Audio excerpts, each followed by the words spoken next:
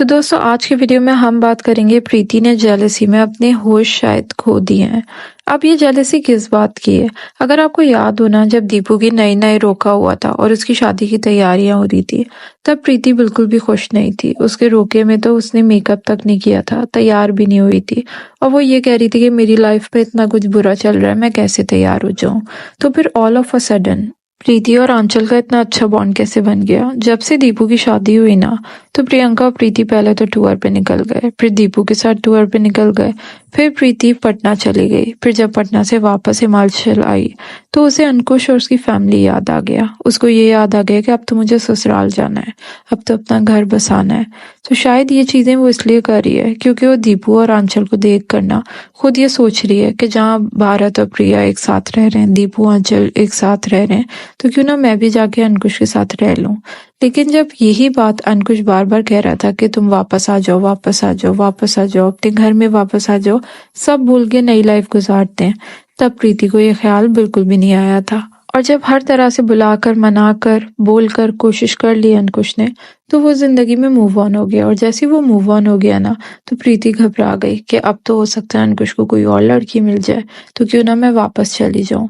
अब बार बार वो अपनी हर वीडियो में यही टाइटल्स डाल रही है, कोशिश कर रही है कि किसी तरह से अंकुश उसे वापसी आने दे।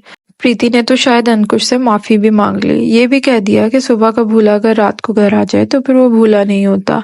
लेकिन वो शायद ये भूल रही है कि साथ में वो ये भी कहती है अंकुश को कि मैं कीचड़ में नहीं जाना चाहती, मैं मुंह काला करवाने वाले लोगों के पास नहीं जाना चाहती, इनके गुनाहों की कोई मेरे पास माफी नहीं है।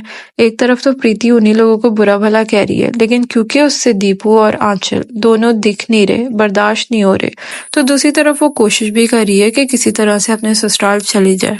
पर शायद अंकुश और उसकी फैमिली ना प्रीति को बहुत अच्छे से जान चुके हैं, और उन्हें पता है कि अगर वो घर पे आएगी ना, तो घर का सुकून तकरीबन खत्म ही हो जाएगा।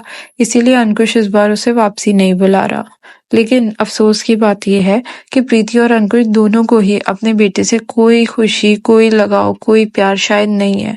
क्योंकि कोई भी माँ बाप हो ना, वो इतना ज्यादा अपने डिवोर्स का मामला ना खींचे सिर्फ व्यूज के लिए।